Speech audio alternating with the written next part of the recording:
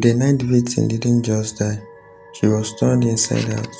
Her heart was ripped from her chest and placed beside her. Her stomach had been cut open and spread flat like a book. Her blood was gone.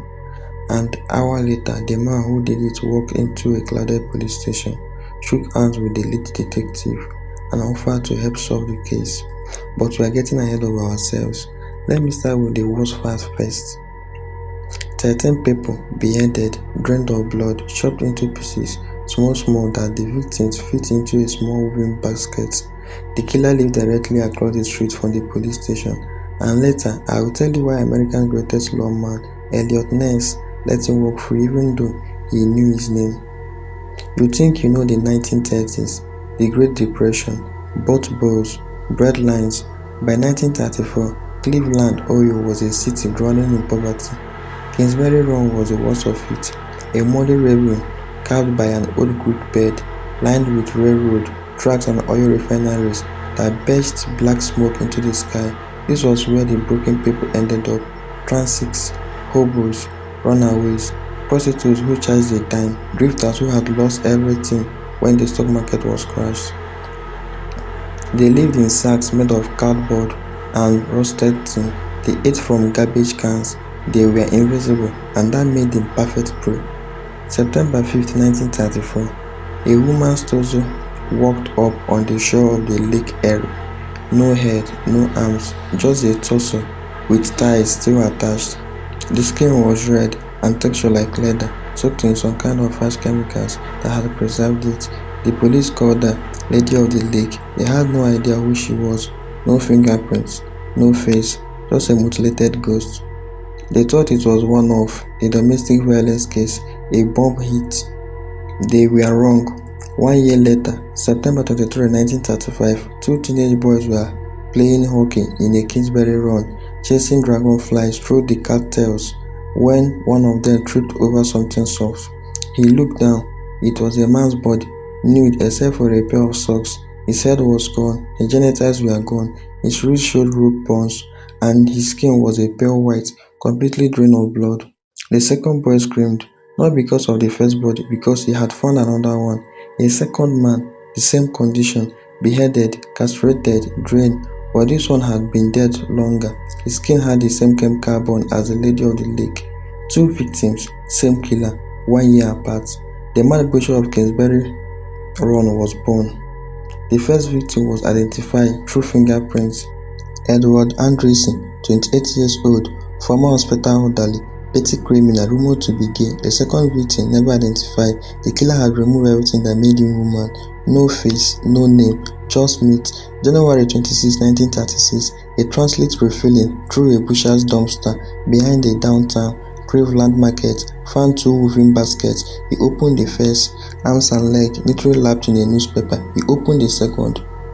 A woman's torso, headless, rims sawed off at the joint, packed like groceries. Fingerprint identified her as Florence Polillo, a 42-year-old waitress and part-time prostitute. She had been missing for weeks. No one reported it. The police arrested a suspect, a bricklayer named Frank Dozier, who had lived in the same boarding house as Florence. They interrogated him for 40 straight hours. He confessed, then recanted, then confessed again. His story changed every time. But before his trial, Frank Dozier was found hanging in his jail cell, broken neck, 6 fractured ribs. The coroner called it suicide. The broken ribs, consistent with struggling. No one believed it, no one investigated it. The case went cold and the mad butcher kept killing. June 1936, a young man's remains were found right next to a police precinct, washed, drained, beheaded. His body were covered in distinctive tattoos, which gave police an idea. They commissioned a sculptor to reconstruct his face. They made a plaster death mask, a replica of the head they had never found, and displayed it at the Great Lakes Exposition in 1936. Thousands of people walked past it, tens of thousands. No one recognized him. He became known as the Tattooed Man. To this day, no one knows his real name. The killer not only erased his life, he erased the possibility of remembrance. By the end of 1936, 6 more bodies have been found: 7 men, 5 women, all beheaded, all dismembered, many drained of blood, some with the ribs never found. The precision was surgical, the cuts were clean, single strokes through bone, no hesitation marks. This wasn't a butcher with a cleaver, this was someone who knew human anatomy better than most of the doctors. 1938, the pressure of Cleveland's new safety director, Elliot Ness, the man who brought down Air Captain, was unbearable. Two more bodies had been dumped directly across the street from his office. The killer was taunting him. Ness ordered a massive raid on the Kingsbury Run shantytown. Just after midnight on August 18, 1938, 63 men were rounded up and dragged out of their shacks. Their homes were torched, the entire campment burned to the ground. The press called it a victory. Ness had dismembered the Hogo jungle, but the killer wasn't in the raid because the killer didn't live in a shack. The killer lived in a house on a quiet street with a medical degree and a family name. In July 1939, the killing stopped. No explanation, no arrest, no body, just silence. For 85 years, this case had remained unsolved, but here is a group I opened earlier. The reason Elliot Ness couldn't arrest the killer, even though he knew who he was. His name was Dr. Francis E. Sweeney, a World War I veteran, a surgeon trained in amputation techniques, a brilliant, charismatic man with a terrifying secret. Ness had been suspicious of Sweeney from the beginning. The victims were drained of blood, a technique taught in the combat surgery. The cuts were too clean for a layman. The choice to leave the bodies near the police station, an arrogant doctor's idea of a joke. When Ness finally brought Sweeney in for questioning, he did something unprecedented. He set up a secret interrogation room in a downtown hotel. He brought in a lie detector, one of the most first ever used in a criminal investigation. He hooked Sweeney up to it. The machine went crazy. Every time they asked about the murders, Sweeney's heart rate spiked. They nearly jumped off the chart. He failed the test. Then he took it again, failed again, then a third time. He failed every single test. Ness had him. He had his man. But Sweeney was well connected. His cousin was a powerful US congressman. His family had a political pull that reached all the way to Washington.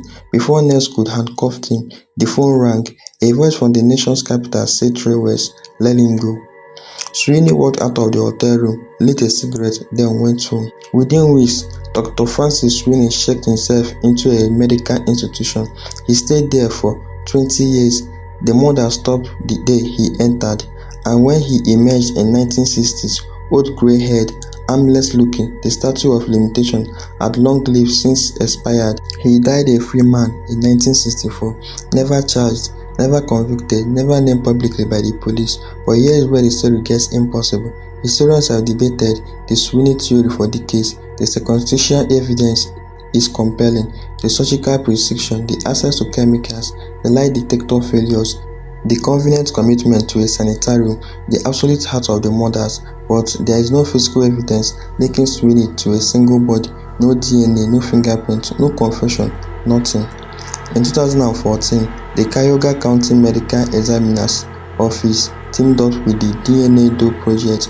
They exhumed the remains of several identified victims. They took bone samples, they ran genetic genealogy tests. Their goal, to finally put name to the faces the killer stole. But here is the question that kept me up at night. If the DNA proved that Sweeney was a mad butcher, he's still dead, he still got away. He still lived a full life, while 12 people rooted in unmasked graves. And if the DNA proved he wasn't, then the killer is still out there. Think about it. The last known Tucson murder in the Cleveland area was 1950, 11 years after Sweeney was locked away. Some investigators believe the mad butcher continued killing in other cities: Pittsburgh, Youngstown, San Francisco. The Black Day Area case in 1947 has been tentatively linked to the same killer. No one knows, because the killer had one weapon that was more powerful than any knife: anonymity. He chose victims no one would miss. He destroyed their faces. He scattered their remains. He made sure that even if the bodies were found, the people were lost forever. In the end, the mad butcher of Kingsbury Run wasn't caught by the greatest lawman of his generation. He wasn't identified by forensic science. He wasn't turned in by an accomplice or a family member. He just stopped, or maybe he has never stopped at all. The last known Tucson murder attributed to the mad butcher was found in 1950. A man named Robert Robertson, decapitated, dismembered, drained of blood. The coroner named that the killer's techniques had actually improved over time. The dismemberment was faster, the blood drainage was more complete. Practice makes perfect, and if Dr. Francis Sweeney was safely locked in a sanitarium in 1950, then who was practicing on Robert Robertson? So the question is, do you believe that the man butcher was a single brilliant surgeon who bought his freedom with political connections and died in his own bed? Or do you believe that the killer was never found, never suspected, and never stopped, and that somewhere in America right now, a man with a medical degree and a basement workshop is still perfecting his techniques?